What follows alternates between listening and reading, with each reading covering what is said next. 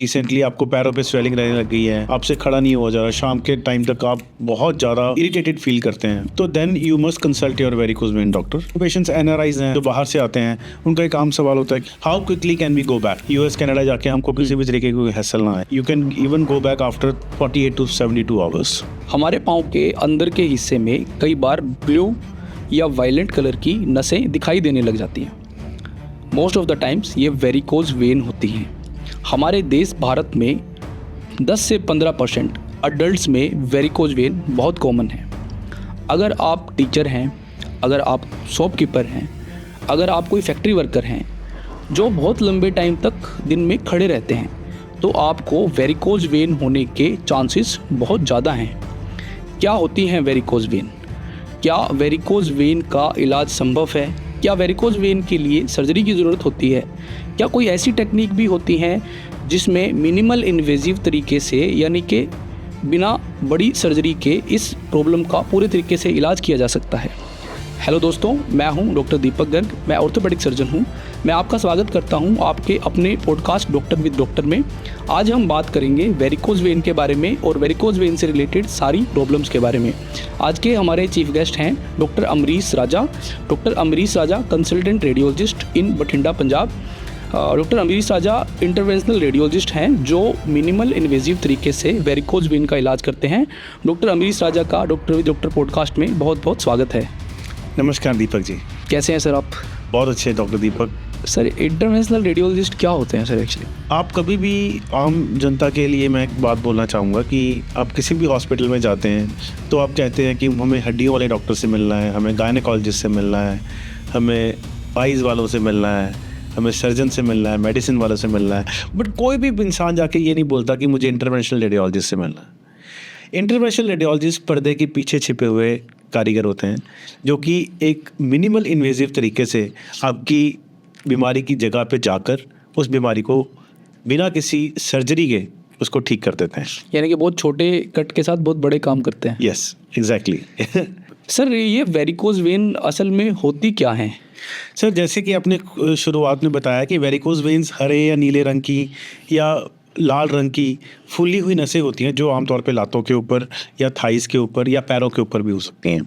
Sir, ये क्या केवल कॉस्मेटिक प्रॉब्लम होती है या असल में इसके कोई सिम्टम भी हो सकते हैं? सर, इसकी 6 स्टेजेस होती हैं। पहली और दूसरी स्टेज में जो वेरिकोज वेन्स होती हैं वो बहुत ही पतले रंग की, पतली हरे या नीले रंग की वेन्स होती हैं। पहली या दूसरी स्टेज में आमतौर पे ये कोई ज़्यादा सिम्टम्स या ज़्यादा तकलीफ़ कॉज नहीं करती। बट जैसे जैसे पेशेंट लंबा टाइम खड़ा ही रहता है, अपने काम को नहीं छोड़ पाता, तो उसके पैरों के आसपास या उसके गिट्टों के आसपास वहाँ पे स्वेलिंग आनी शुरू हो जाती है। जब स्वेलिंग आनी शुरू हो जाती है तो वो स्टेज 3 में चला जाता है और 3rd स्टेज में आके पेशेंट को एक अजीब सी झंझनाहटपन, एक उसके पैरों में एक uneasiness, evening specially in the evening hours, वो सब चीज़ें रहती हैं। तो उस टाइम हम सजेस्ट करते हैं कि स्टेज 3 पे आप हमेशा आपको अपने वेरिकोज वेन स्पेशलिस्ट डॉक्टर के साथ कंसल्ट कर लेना चाहिए। तो इसमें सर और भी स्टेजेस होती हैं, स्टेज 4 या फिर? जब स्टेज 3 के बाद आती है स्टेज 4, जब पैरों के ऊपर ब्लैकिशनेस आनी शुरू हो जाती है या हाइपर पिगमेंटेशन या लाइपोडर्मेटोस्क्लेरोसिस जिसको बोला जाता है, वो स्टेज आ जाती है। इसमें क्या होता है कि ब्लड के आरबीसीज जो हैं वो वहाँ से टूटकर वो स्किन में जाकर डिपॉजिट होने शुरू हो जाते हैं, जिसकी वजह से स्किन का कलर चेंज होना शुरू हो जाता है। और उसके बाद 4th स्टेज के बाद आती है डायरेक्ट 6th स्टेज, जबकि स्किन इतनी ज़्यादा वीक हो जाती है कि वहाँ पे एक ना भरने वाला ज़ख्म हो जाता है।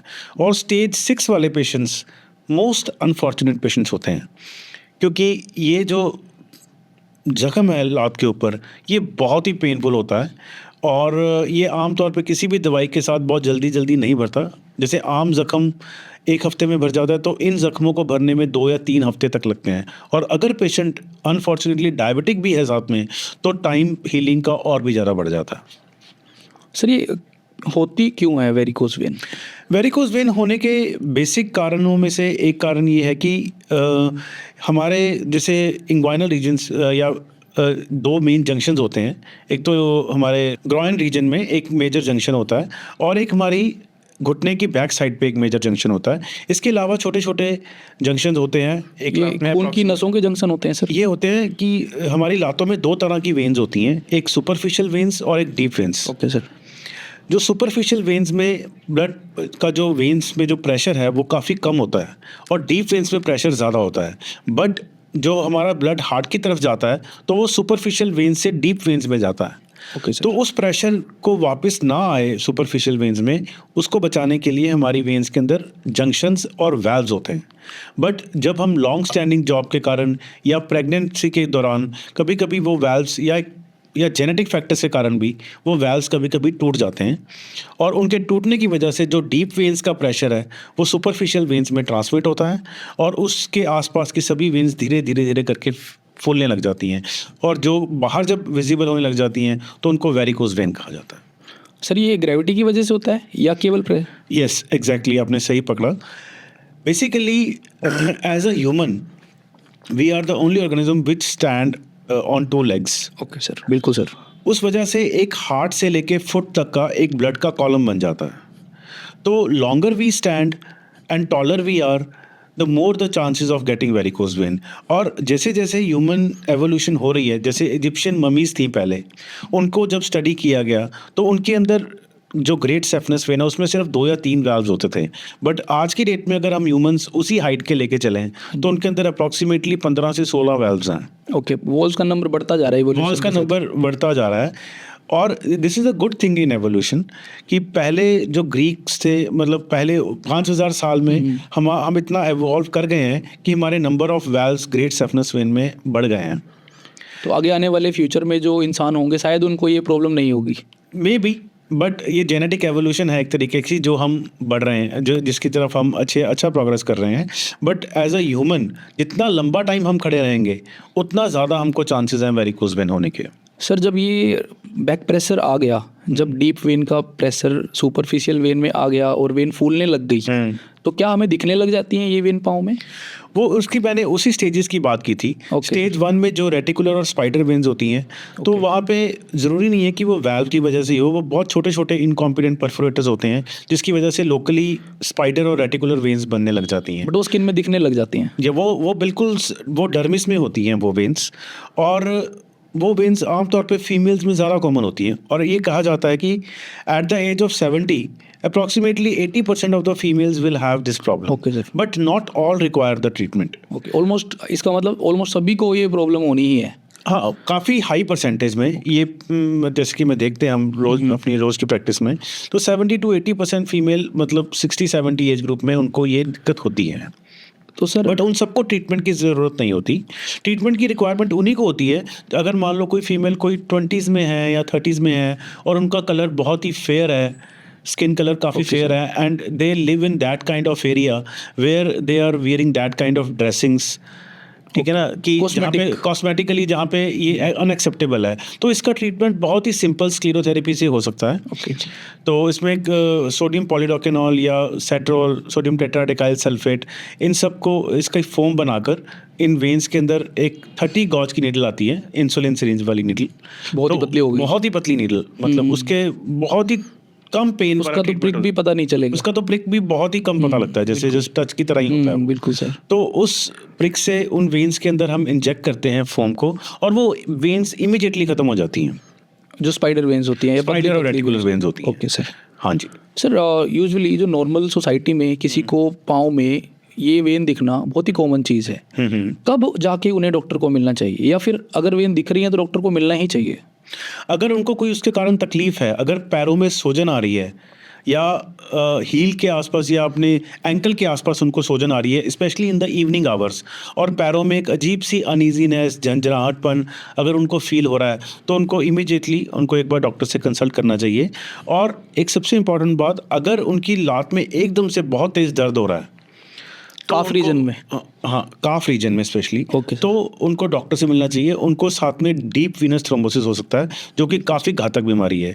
और एक बात Deepak ji, month of March जो है इसको हम वीनस डिजीज़ मंथ से सेलिब्रेट करते हैं। Okay. और सेलिब्रेट और जागरूक करते हैं लोगों को कि वीनस जो डिजीज़ है वो कितनी ज़्यादा खतरनाक है। और आप ये जान के हैरान होंगे कि जो वीनस डिजीज़ के कारण जो मोर्टेलिटी है उसका number AIDS, breast cancer, road traffic accident, इन सब से भी मिलाकर ज़्यादा है। अच्छा, सबको कंबाइन कर दो सबको कंबाइन कर तो दो भी ज़्यादा है। तो भी जो वीनस डिजीज के कारण जो मौत हो जो Death. जो डेथ रेट है ओके सर। वो इन सब को तो सर लेकिन वीनस डिजीज़ की वजह से डेथ कैसे होती है पेशेंट की? वीनस डिजीज के कारण जब क्लॉट डीप वेन्स में चला जाता है, बन जाता है, तो उसकी वजह से जो क्लॉट निकल कर फेफड़ों में जाता है, पल्मोनरी एम्बोलिज्म, ओके उसकी वजह से पेशेंट की जिससे सांस लेने में तकलीफ आती है पेशेंट को और बाद में। पेशेंट एकदम से, और बहुत बार तो ऐसा होता है कि पेशेंट बेड पे है, उसको पता ही नहीं लगता, बहुत सारे पेशेंट्स तो डॉक्टर्स तक पहुंच भी नहीं पाते।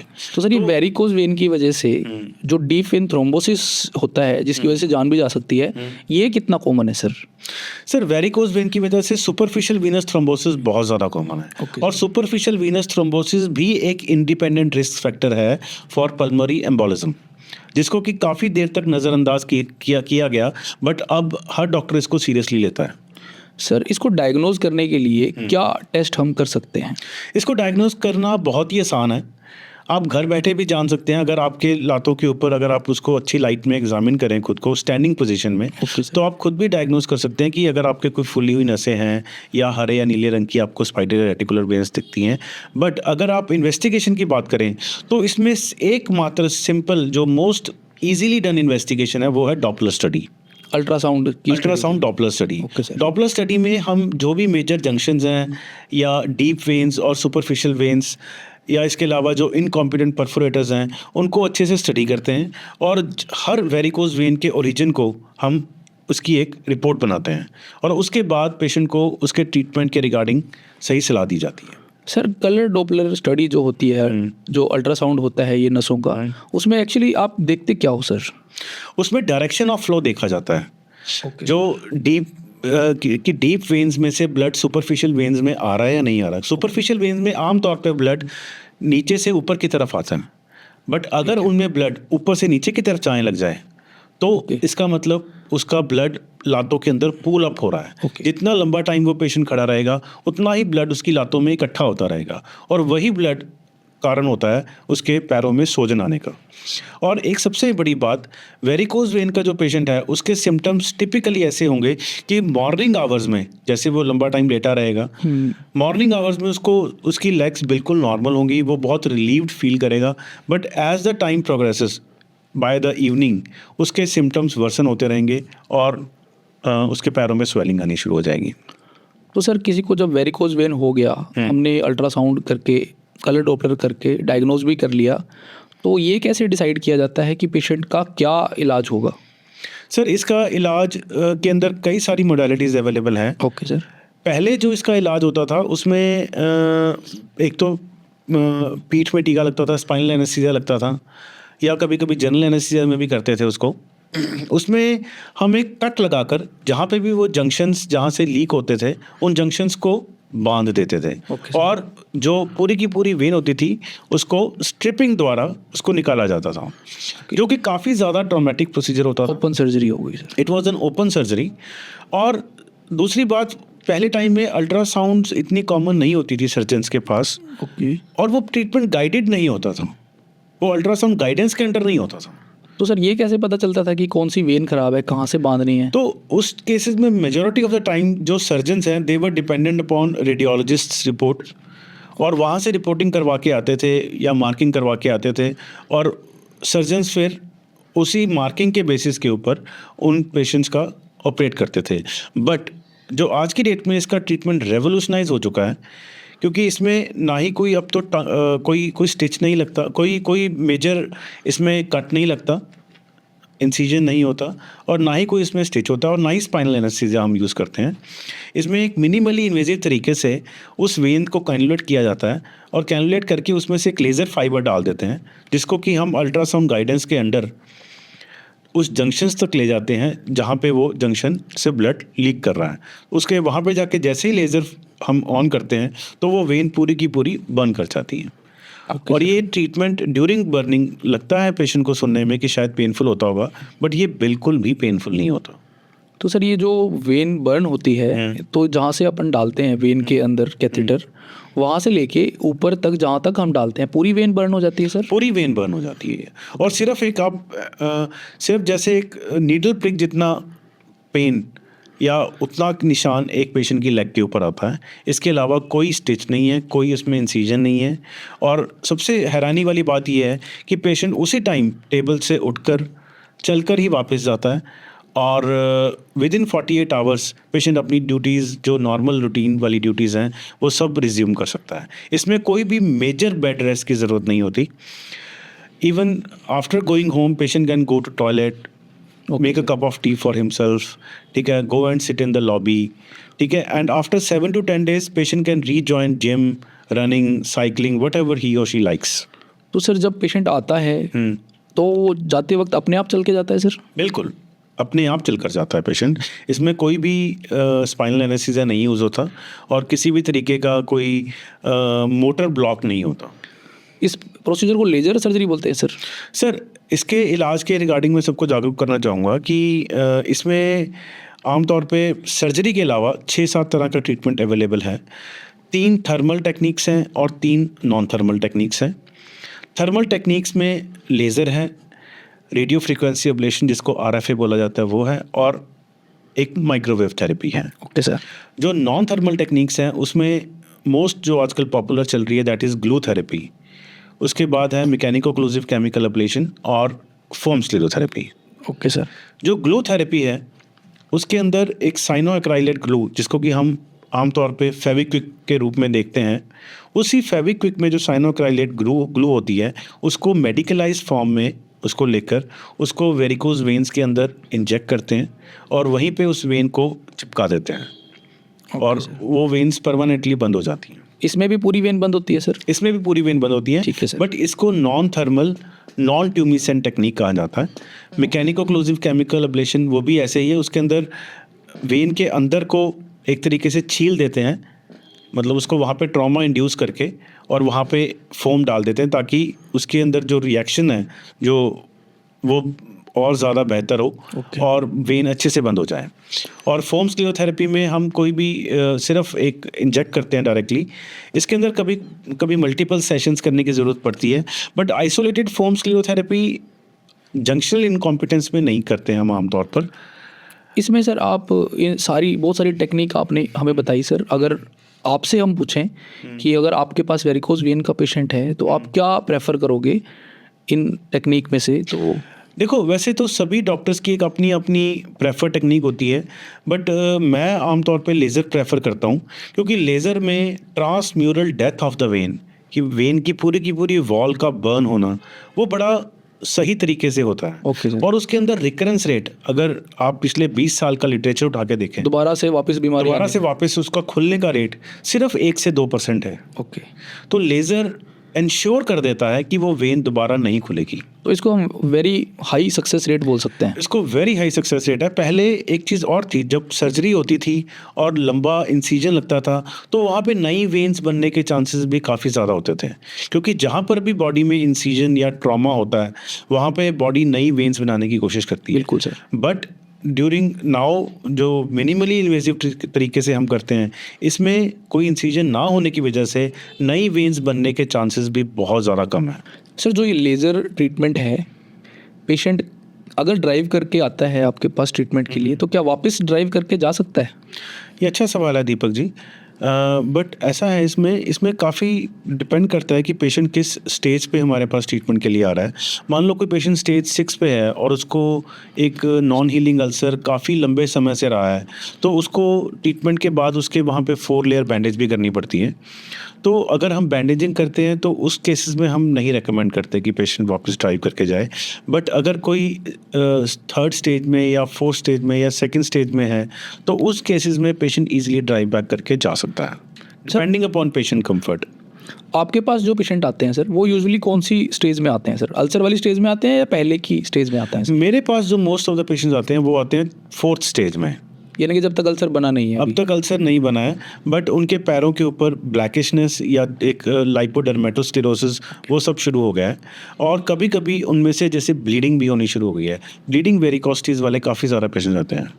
तो सर अगर अल्सर बन गया है पाँव में और हमने ये प्रोसीजर करना है तो क्या ये सेफ़ है अल्सर वाले पेशेंट में करना सर? येस, इनफैक्ट अल्सर वाले पेशेंट्स में इसका ट्रीटमेंट होना चाहिए, क्योंकि जो नॉन हीलिंग अल्सर्स होते हैं वो बहुत ही ज़्यादा पेनफुल होते हैं। और इस ट्रीटमेंट का सबसे बड़ा मिरेकल ये है कि जैसे ही एंडोवेनस लेज़र एब्लेशन हम उस वेन की या इनकॉम्पिटेंट परफोरेटर की करते हैं, उसके बाद जैसे ही 4 लेयर बैंडेज से घर के पे पेशेंट को भेजते हैं, तो 2 या 3 दिन में ही पेशेंट हमको आके बोलता है कि मेरा पेन ख़त्म हो गया। ओके सर, बहुत बढ़िया। और दूसरी बात, जैसे उसकी बैंडेजिंग होती है तो उसका अल्सर का जो हीलिंग रेट है वो बहुत फास्ट हो जाता है। और साथ में कुछ एक एंटीबायोटिक्स भी हम प्रिस्क्राइब करते हैं कुछ दिन के लिए। तो जैसे 4th या 5th डे पे आके बैंडेज खोलते हैं तो हम देखते हैं कि जो अल्सर आम तौर पे 3-3, 4-4 महीने से नहीं हील हो रहे थे, वो 2 या 3 वीक्स में ही पूरी तरह हील हो जाते हैं। तो इसमें सर इन्फेक्शन का रिस्क भी होता है, क्योंकि यूजुअली जो अल्सर होते हैं उनमें कई बार पस आ रहा होता है या कई बार इन्फेक्टेड होते हैं अल्सर्स, एब्सोल्युटली। और हम तो ब्लड वेसल के अंदर प्रोब डाल रहे हैं, तो क्या ये इन्फेक्शन खून की नस में जाना या कोई ऐसी कोई कॉम्प्लिकेशन होती है? नहीं, ऐसा नहीं होता। हम बिल्कुल अल्सर के साथ वाली जगह पे वहाँ पे पंचर नहीं लेते। ओके। पंचर थोड़ा अल्सर से दूर ही होता है। ओके सर, ठीक है, ठीक है। और पूरे एरिया को स्टेराइल किया जाता है। पेशेंट को पहले एंटीबायोटिक डोज दी जाती है। ओके। तो उसके बाद ही हम कोई भी मिनिमल इन्वेजिव ट्रीटमेंट करते हैं। या अगर पेशेंट को इन्फेक्शन बहुत ज़्यादा है तो उसको 4 या 5 दिन का पहले एंटीबायोटिक कोर्स देने के बाद, उसका इन्फेक्शन लोअर डाउन करने के बाद, उसी के बाद पेशेंट को सर्जरी के लिए टेकअप किया जाता है। सर ये प्रोसीजर की कोई कॉम्प्लिकेशंस भी होती हैं? सर इस पेशेंट लेज़र ट्रीटमेंट में जो कॉम्प्लिकेशंस मैंने थोड़ी बहुत ही पहले, तो ये बहुत ही ज़्यादा सेफ प्रोसीजर है। Okay, sir. कॉम्प्लिकेशन रेट सिर्फ 2 या 4% है, और वो भी उन पेशेंट्स में है जैसे कि कुछ पेशेंट्स में हल्की सी यहाँ पे ब्रूजिंग हो जाती है, ओके सर, थोड़ा नीला निशान पर। थोड़ा नीला निशान पड़ जाता है, जो कि हफ्ते 10 दिन में ख़त्म हो जाता है। ओके। या बहुत रेयरली कभी कभी कोई जो, अगर आपको बिल्कुल नीचे तक जा रहे हैं आप, तो वहाँ पे एक नर्व होती है, उस नर्व के आसपास थोड़ी सी डैमेज हो जाता है, तो वो थोड़ा सा सूनापन या थोड़ी सी झंझनाहट 2 या 3 हफ्ते रह सकती है, जो कि वो भी ठीक हो जाती है। इसके अलावा जो रिस्क रेट है या कॉम्प्लिकेशन रेट है वो बहुत ही ज़्यादा मिनिमल है। और स्पेशली जिन लोगों के पास अच्छा एक्सपीरियंस है वेरिकोज वेन ट्रीटमेंट का या over a period of time, complication rate almost आप ऐसे समझ सकते हैं कि निग्लिजिबल ही है। तो इसको हम सेफ प्रोसीजर बोल सकते हैं sir? It is a very very safe procedure, very very safe procedure. Sir कोई पेशेंट अगर बहुत दूर से आता है, कहीं बाहर से आता है या किसी दूसरी कंट्री से आता है हमारे पास इलाज करवाने के लिए, तो कितने दिनों में वापस जा सकता है, और क्या उसको वापस दिखाने के लिए आने की ज़रूरत पड़ेगी? देखिए, ऐसा है कि इसमें मेजॉरिटी ऑफ पेशेंट्स में सिंगल सिटिंग में ही सारी की सारी ट्रीटमेंट हो जाता है। और अगर कोई साथ में एडिशनल फोम थेरेपी भी करनी होती है तो भी हम सिंगल सिटिंग में ही करके भेजते हैं। Okay. और वी यूजली रेकमेंड कि within 72 hours, 48 to 72 hours they can take back their flight back. और बहुत सारे पेशेंट्स इनफैक्ट हमारे कनाडा से, अमेरिका से जो आए हैं, जिनको वापस जाना होता है, वो 72 आवर्स में वापस गए भी हैं। ओके। बट उनको एक ही हिदायत दी जाती है कि ड्यूरिंग द फ्लाइट वो अपनी स्टॉकिंग्स पहन के रखें, और 2-2 घंटे बाद वो उठते रहें, और अपनी मेडिकेशन जो है, जो भी उनको दी जाती है साथ में, वो टाइमली लेते रहें। तो सर ये लेज़र प्रोसीजर के बाद क्या क्या इंस्ट्रक्शंस होती हैं जो पेशेंट को फॉलो करनी चाहिए? लेज़र ट्रीटमेंट के बाद एक तो सबसे बड़ी इंस्ट्रक्शन ये है कि एब्सोल्यूट बेड रेस्ट नहीं रिक्वायर्ड है। इसमें हम माइल्ड रेस्ट देते हैं, जिसमें कि पेशेंट उठकर नेक्स्ट डे से ही अपना नॉर्मल दिनचर्या का काम कर सकता है, जैसे नहाना धोना, टॉयलेट बाथरूम जाना, या सुबह उठ के अपनी 1 कप चाय बनाना, या लॉबी में जाके बैठ जाना, या अगर उसकी कोई घर पे ही या कोई सिटिंग जॉब है या कुछ और है तो वो वर्क फ्रॉम होम टाइप इस तरीके का काम कर सकता है from the very next day. Okay sir. और after 48 to 72 hours patient can start मतलब doing his normal routine activities, non strenuous activities in, I mean कोई आगे दौड़े ना, बस आगे दौड़े ना, कोई बहुत ज़्यादा जंपिंग नहीं करनी, बहुत ज़्यादा स्क्वाट्स नहीं करने आपको। But after 7 to 10 days you can resume all type of activities like jogging, running, gymming, swimming, everything. मतलब मैक्सिमम 7 to 10 डेज़ का हम मान के चलें कि थोड़ा प्रिकॉशन लेनी है, प्रिकॉशंस उसके बाद कोई टेंशन उसके बाद कोई दिक्कत नहीं है। और स्टॉकिंग्स भी पहननी पड़ती है सर इसमें? हम यूजली ट्रीटमेंट के बाद रेकमेंड करते हैं कि फॉर 4 to 6 वीक्स अगर आप स्टॉकिंग्स पहन लें तो आपके ट्रीटमेंट के रिजल्ट्स थोड़े से बेटर आते हैं। Okay sir. क्योंकि साथ मेजॉरिटी ऑफ द पेशेंट्स पे साथ में स्क्लेरोथेरेपी करनी ही पड़ती है, तो स्क्लेरोथेरेपी के बाद कंप्रेशन रेकमेंडेड है फॉर बेटर रिजल्ट्स।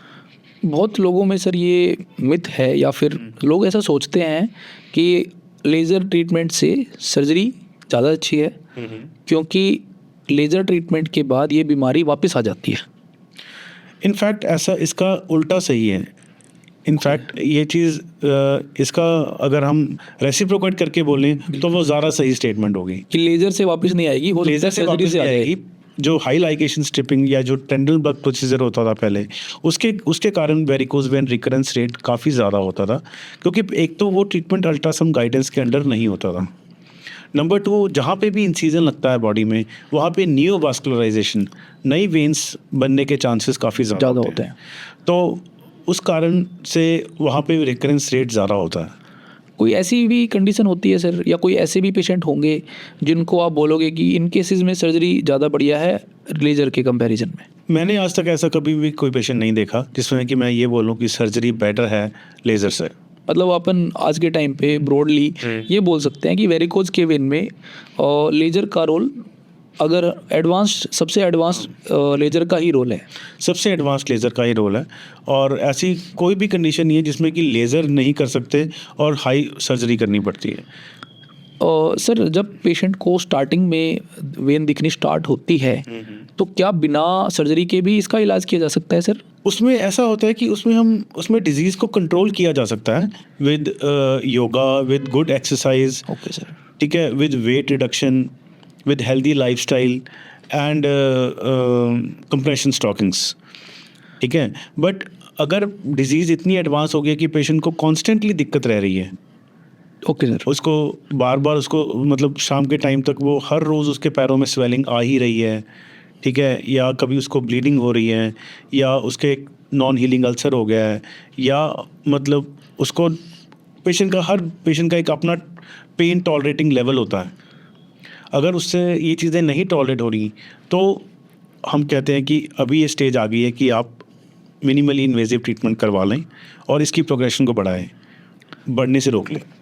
सर और एक सबसे इम्पॉर्टेंट बात मैं आपको बताना चाहूँगा, एक कंसेप्ट होता है फ्लेबोआर्थ्रोसिस। Okay sir.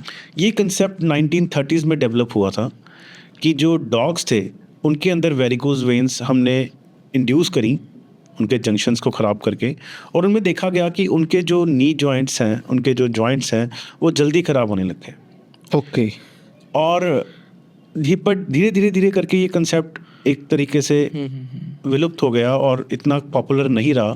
बट आज की डेट में मैं बोलना चाहूँगा, जिन भी लोगों को वेरिकोज वेन्स, स्पेशली बहुत सारे पेशेंट्स ऐसे हैं जिनको वेरिकोज वेन्स सिर्फ एक ही टांग में है, या जिनके वेरिकोज वेन्स नी के आसपास काफ़ी ज़्यादा हैं, तो उन लोगों में जो नी की डीजनरेशन है या ऑस्टियोआर्थराइटिस है, वो ज़्यादा, या घुटने की, जिसको आम भाषा में बोल देते हैं ग्रीस घिसने का जो वो है, वो ज़्यादा फास्ट होता है। सर मैं एज एन ऑर्थोपेडिक सर्जन मैंने इस चीज़ के बारे में कभी सोचा नहीं, लेकिन जब आप बता रहे हो तो मैं इस चीज़ को कहीं ना कहीं कोरिलेट कर पा रहा हूँ। बहुत सारे यंग पेशेंट हम देखते हैं ओपीडी में जिनकी एज 40s में होती है, 45, 46, लेस देन 50, जिनको हम एक्सपेक्ट नहीं करते कि इनको इस एज में ऑस्टियोआर्थराइटिस कैसे हो सकता है, नी कैसे ख़राब हो सकता है। बहुत सारे ऐसे पेशेंट होते हैं जिनको वेरिकोज वेन होती है और जिनका बहुत अर्ली एज में नी खराब होता है। हाँ जी। हमने कभी इस चीज़ को कोरिलेट नहीं किया।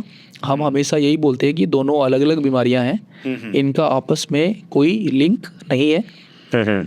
लेकिन आप जब ये बता रहे हो तो मैं इस चीज़ को कोरिलेट कर पा रहा हूँ कि हो सकता है कि इनका आपस में लिंक हो। नहीं जी, ये बहुत ही इम्पोर्टेंट पॉइंट है। और अक्सर मैं अपने पेशेंट्स को बोलता हूँ कि अगर एक आम इंसान को TKR की ज़रूरत 60 या 65 साल में पड़ती है, 65 साल की उम्र में पड़नी है, तो वेरिकोज वेन जिन लोगों को है उनको यही TKR की ज़रूरत 50 या 55 साल की उम्र में पड़ सकती है। और सर मैं अपने इंटरेस्ट से एक क्वेश्चन पूछना चाहता हूँ कि जिनको वेरिकोज वेन है, जिनको नी रिप्लेसमेंट की ज़रूरत है, उनको वेरिकोज वेन का इलाज पहले करना चाहिए या नी रिप्लेसमेंट पहले करना चाहिए? उनको वेरिकोज वेन का इलाज पहले करना चाहिए, क्योंकि नी रिप्लेसमेंट के दौरान भी आपको जो इंसिजन्स लगते हैं, बिल्कुल ठीक है, तो वो उसमें आपको हैवी ब्लीडिंग होने के चांसेस रहते हैं। इनफैक्ट बहुत सारे पेशेंट्स मेरे पास ऐसे आए भी हैं जिन्होंने नी रिप्लेसमेंट से पहले वेरिकोज वेन की अपनी सर्जरी करवाई है, Okay. ताकि during the knee replacement surgery उनको ब्लीडिंग रिस्क मिनिमम से मिनिमम हो, और जितनी कम ब्लीडिंग होगी उतना इन्फेक्शन का चांसेस भी कम। बिल्कुल सर, डेफिनेट। तो सर कौन से ऐसे पेशेंट होंगे जिनको बिना सर्जरी के ये बीमारी का ठीक होने का चांसेस है? जैसे अर्ली स्टेजेस में जो पेशेंट्स होते जैसे हैं। स्टेज 1 या स्टेज 2 वाले पेशेंट्स हैं, स्पेशली स्टेज 2 वाले पेशेंट्स, जैसे कुछ योगा प्रैक्टिसेस, कुछ योगा आसन जैसे शीर्षासन, ओके। बद्ध कोण आसन, ठीक है, ये सब आसनों से अगर आप अच्छे से करते हैं, बटरफ्लाई आसन जिसको हम बोलते हैं आमतौर पे, उससे आपके जंक्शंस में ब्लड फ्लो थोड़ा अच्छा रहता है, तो आपका वीनस रिटर्न उससे थोड़ा बेटर होता है। Okay. और during the day hours also, during the working hours also, अगर आप एक सेडेंट्री या एक ही जगह खड़े नहीं रहकर आप थोड़ा चलते फिरते हैं, अपने काफ्स को स्ट्रेच करते हैं, प्रॉपर स्ट्रेचिंग करते हैं, तो आपकी वीनस रिटर्न बेटर हो जाती है और आपका जो डिजीज़ प्रोग्रेशन है वो काफ़ी हद तक स्लो हो जाता है। तो इसको केवल कंट्रोल किया जा सकता है या सर ये ठीक भी हो सकती है अर्ली स्टेजेस में सर, जैसे कि स्टेज 1 स्टेज 2 में? सर मेरे हिसाब से इसको कंट्रोल किया जा सकता है, क्योंकि एक बार जितनी प्रोग्रेशन हो गई है उसको 100% रिवर्ट करना मोस्ट ऑफ द केसेस में पॉसिबल नहीं होता। ठीक है सर। जिन पेशेंट्स को सर कोई और भी बीमारियां होती हैं, जैसे कि डायबिटीज़, हाइपरटेंशन, जो कि आज के टाइम में बहुत कॉमन है, तो क्या उन लोगों में वेरिकोज वेन में हमें कुछ स्पेशल प्रिकॉशंस लेनी होती हैं या सेम ट्रीटमेंट होता है सर?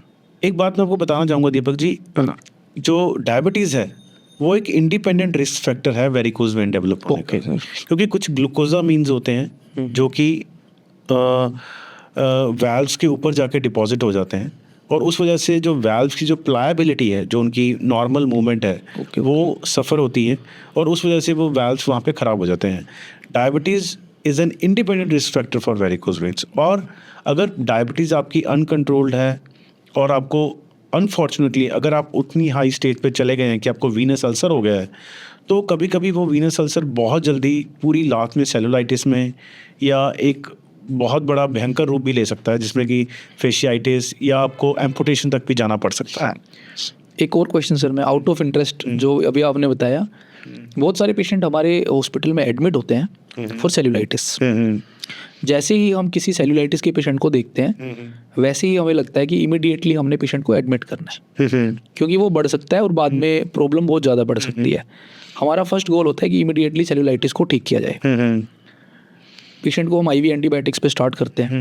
उन पेशेंट्स में कई बार वेरिकोज वेन भी होता है, तो उस समय वेरिकोज वेन का कितना प्रायोरिटी होता है ट्रीटमेंट में?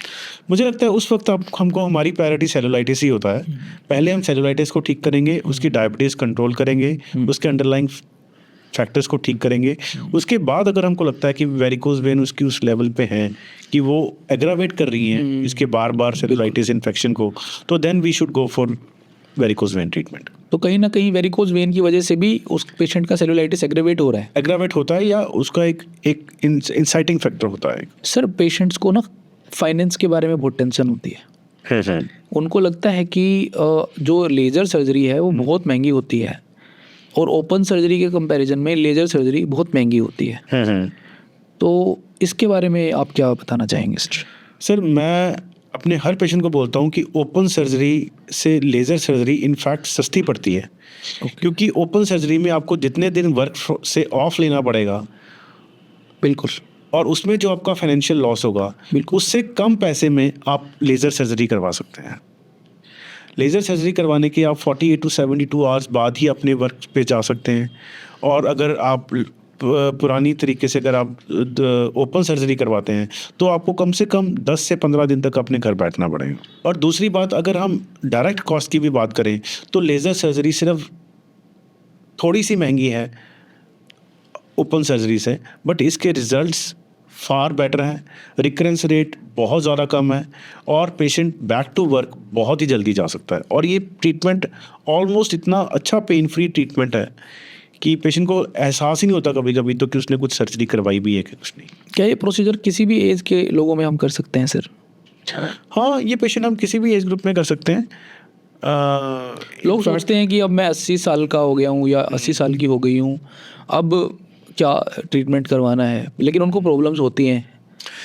बेसिकली एज सिर्फ एक सिंगल फैक्टर नहीं है, पेशेंट को सिम्टम्स कितने हैं, तो ये एक बहुत मेजर फैक्टर होता है कि अगर अगर कभी कभी पेशेंट को 80 इयर्स की एज में अगर वेरिकोज वेन्स हैं या उसको 30-40 साल से पीछे से वेरिकोज वेन है और उसको सिम्टम कोई नहीं है, तो उस स्टेज में हम बोलेंगे कि कोई ट्रीटमेंट की रिक्वायरमेंट नहीं है। सर अगर हम बहुत विकसित देशों की बात करते हैं जैसे कि US, UK, Europe, Australia, England, तो यहाँ तो बहुत सारी ऐसी चीज़ें हैं, बहुत सारी ऐसी बड़ी बड़ी सर्जरीज हैं जो इंटरनेशनल रेडियोलॉजिस्ट के द्वारा करी जाती हैं। हमारा हिंदुस्तान भी कोई पीछे नहीं रह गया है डॉक्टर दीपक आज की डेट में। यहाँ पे भी वेरिकोज, यहाँ पे भी इंटरवेंशनल रेडियोलॉजी एक बहुत ही अच्छा रूप ले चुकी है। और अगर आप बड़े हॉस्पिटल्स की बात करें तो हर बड़े हॉस्पिटल में आज की डेट में एक नहीं या 2 या 3 इंटरवेंशनल रेडियोलॉजिस्ट होते ही होते हैं। तो सर अगर हम आपसे एग्जाम्पल पूछना चाहें कि एक्चुअली लोगों को पता ही नहीं है कि इंटरवेंशनल रेडियोलॉजिस्ट क्या होते हैं और वो क्या करते हैं, तो अगर हम आपसे पूछना चाहें कि इंटरवेंशनल रेडियोलॉजिस्ट क्या क्या करते हैं तो इंटरवेंशनल रेडियोलॉजिस्ट सिर से लेके पैर तक हर तरीके की बीमारी को ट्रीट करने के अंदर सक्षम होते हैं। हर तरीके की बीमारी जो कि मिनिमली इन्वेजिव ट्रीटमेंट के साथ हो सकती है।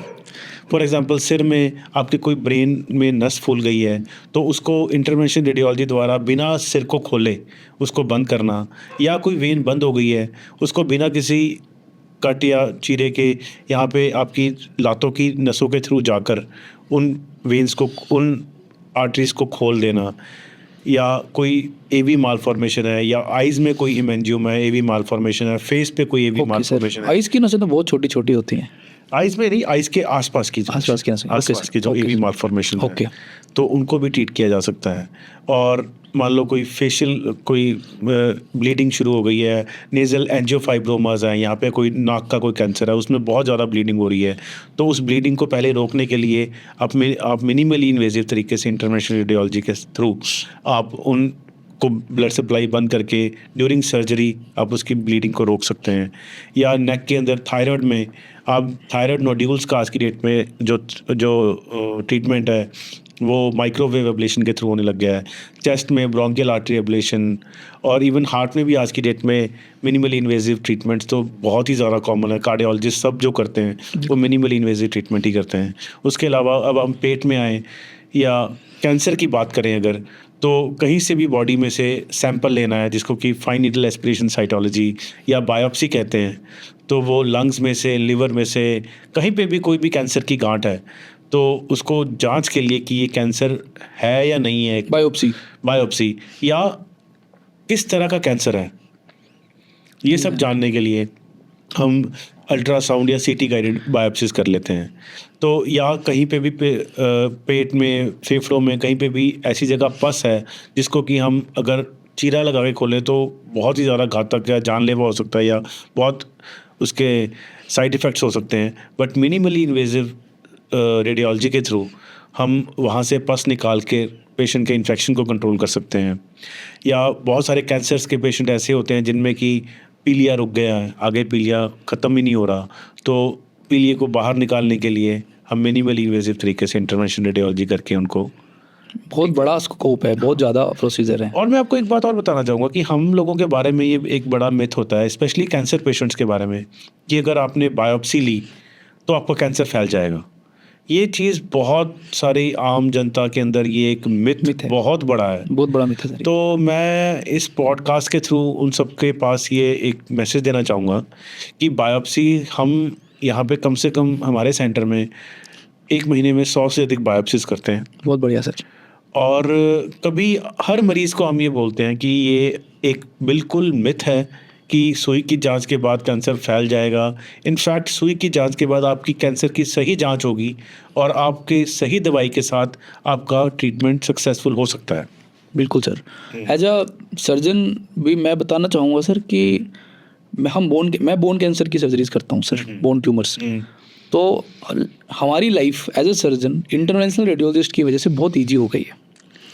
बहुत सारे ऐसे ट्रीटमेंट हैं जो हम बिना इंटरवेंशनल रेडियोलॉजिस्ट के सोच भी नहीं सकते, और कुछ तो ऐसी बीमारियां या ऐसे ट्यूमर्स हैं जिनका इलाज ही इंटरवेंशनल रेडियोलॉजिस्ट के पास है, हमारे पास है ही नहीं। ऐसे कुछ एग्जांपल मैं एक एग्जांपल देना चाहूँगा। मेरे पास एक लड़का आया था, 11 ईयर्स ओल्ड चाइल्ड, उसको ऑस्टियोइड ऑस्टियोमा था थाई में, फीमर बोन की बैक पोस्टीरियर पार्ट पे उसको ऑस्टियोइड ऑस्टियोमा था, तो उसका मैंने माइक्रोवेव एब्लेशन के साथ उसका ऑस्टियोइड ऑस्टियोमा ट्रीट किया था। और उसके 1 साल बाद, और वो उसकी सिर्फ एक जैसे सुई का पंचर होता है ना, उतनी उसके एक लगा बिल्कुल था वहाँ पे, उतना पेन हुआ था उसको। हाँ जी। उसके अलावा वो total surgery pain. And the next day ही was very happy and doing everything. Next day ही वाज वॉकिंग यस, बिल्कुल। and this is the beauty of these procedures. and after few weeks and few months he sent me a video where he's jumping, he's dancing, बिल्कुल। he's running, and he's so happy. And earlier his life was full of pain. He was having pain in the night, in the day, in the school. His total life was hell. Night pain उसी दिन से खत्म हो जाता है। उस दिन से खत्म हो जाता है नाइट। बिल्कुल सर। एक प्रोसीजर होता है एंजियो एम्बुलाइजेशन, हाँ। जो भी थायराइड के कैंसर होते हैं जो फैल जाते हैं हड्डी के अंदर, या जो भी किडनी के कैंसर होते हैं जो हड्डी के अंदर फैल जाते हैं, हाँ। ये 2 कैंसर ऐसे कैंसर होते हैं जिनमें सर्जरी करना ऑलमोस्ट इम्पॉसिबल है, होता है क्योंकि ब्लीडिंग इतनी ज़्यादा होती है कि सर्जरी करने के पहले हमको अपनी नानी याद आ जाती है कि यार इस सर्जरी करना बड़ा मुश्किल है, स्पेसिफिकली स्पाइन में। क्योंकि स्पाइन में ब्लीडिंग होना मतलब आपको कुछ दिखेगा ही नहीं। तो ऐसे केसेस में एक दिन पहले एंजियो एम्बुलाइजेशन करवाना बहुत ही ज़रूरी है। स्पेशली जैसे स्पाइनल मेनिंजियोमास हैं, कुछ और है जो हाईली वास्कुलर ट्यूमर, स्पाइनल एवी मालफॉर्मेशंस हैं, उनके अंदर तो मुझे लगता है टोटल रोल ही इंटरवेंशनल रेडियोलॉजी का आ गया आज की डेट में। और एक ट्यूमर होता है sir GCT, giant cell tumour sir. Giant cell tumour बहुत कॉमन है आप अपनी पॉपुलेशन में। अगर ये ट्यूमर सैक्रम वाले रीजन में हो जाए, पीछे की तरफ कमर के बीच नीचे के हिस्से में हो जाता है या पेल्विस में हो जाता है, तो इसमें सर्जरी करना बहुत डिफ़िकल्ट होता है, क्योंकि एक बिनाइन ट्यूमर होता है। इसमें यूजुअली हम सर्जरी करना अवॉइड करते हैं क्योंकि पेशेंट का लाइफ स्टाइल काफ़ी ज़्यादा अफेक्ट हो जाता है। तो इसके जो ट्रीटमेंट का मेन स्टे है वो एंजियो एम्बुलाइजेशन है। साथ में कुछ मेडिसिन देते हैं, साथ में एंजियो एम्बुलाइजेशन। तो इंटरवेंशनल रेडियोलॉजिस्ट के बिना पॉसिबल ही नहीं है।